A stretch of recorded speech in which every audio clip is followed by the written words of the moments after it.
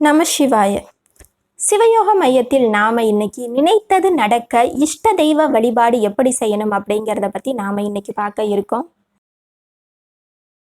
பொதுவா நம்ம வாழ்க்கையில பிரச்சனைகள் எதுக்கு வருது? நம்ம நினைச்சது நடக்காம இருக்கும் பொழுதுதான் நம்ம வாழ்க்கையில பிரச்சனைகளே வருது.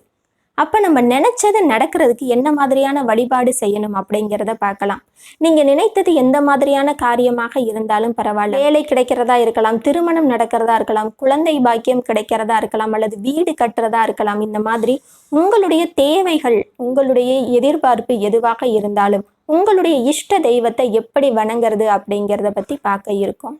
உங்களுடைய இஷ்ட தெய்வம் விநாயக பெருமானாக இருந்தாங்கன்னா, விநாயக பெருமான புதன்கிழமை, அதாவது 3 புதன்கிழமைகள் விநாயகர் கோவிலுக்கு போய் தேங்காய் எண்ணெயில நீங்க விநாயகருக்கு எதிர்த்தாப்புல விநாயகரை பார்த்த மாதிரி தேங்காய் எண்ணெயில விளக்கு ஏற்றுங்க. அந்த விளக்கு ஏற்றும் பொழுது நீங்க என்ன காரியம் நடக்கணும்னு நினைக்கிறீங்களோ அதை நினைச்சுக்கிட்டு அந்த விளக்கை ஏற்றுங்கள். விநாயகருக்கு அருகம்புல் மாலை வாங்கி சாற்றலாம்.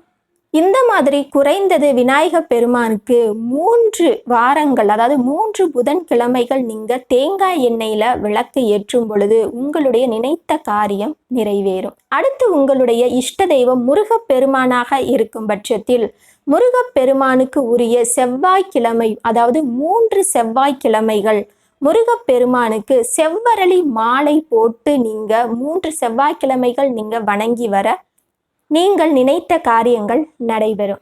உங்களின் இஷ்ட தெய்வம் அம்மனாக இருக்கும் பட்சத்தில் அம்மனுக்கு 3 வெள்ளிக்கிழமைகள் குங்கும அர்ச்சனை செய்தால் நீங்கள் நினைத்த காரியங்கள் நிறைவேறும்.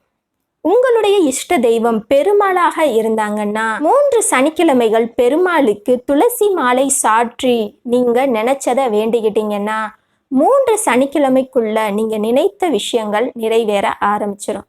உங்களுடைய இஷ்ட தெய்வம் சிவபெருமானாக இருந்தாங்கன்னா 3 திங்கட்கிழமைகள் வில்வ அர்ச்சனை செய்யுங்க. இது எல்லாமே ரொம்பவுமே எளிமையான வழிபாடுகள் தான்.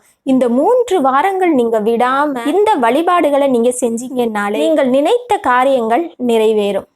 இப்படி ஒவ்வொரு தெய்வத்திற்கும் ஒவ்வொரு விதமான வழிபாடுகள் இருக்கு. ரொம்பவுமே எளிமையான வழிபாடுகள் தான், ஆனா மிகவும் சக்தியான வழிபாடுகள். இந்த வழிபாடுகளை நீங்க செய்யும் பொழுது நீங்கள் நினைத்த காரியங்கள் நிறைவேறும். நம சிவாய.